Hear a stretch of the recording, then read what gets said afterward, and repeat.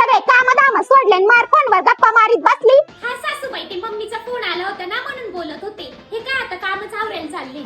आणि ऐक, आपल्या घरातल्या सगळ्या हागलं मुतलंय ना, लगेच तिकडे तुझ्या आईला नको सांगत जाऊ फोनवर. काय गरज आहे इकडचे सगळे रिपोर्ट लगेच तिकडे द्यायची.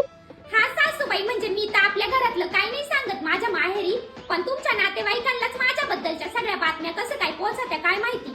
लई नको तोंड चालू, वळ भांडे घासून घे. हॅलो, हा तायडे, तुला माहितीये का ही तुझी बहिणी ना एक नंबरची चाबरी आहे. इकडं आपल्या घरातल्या सगळ्या गोष्टी ना तिकडं फोनवर तिच्या आईला सांगती माहेरी.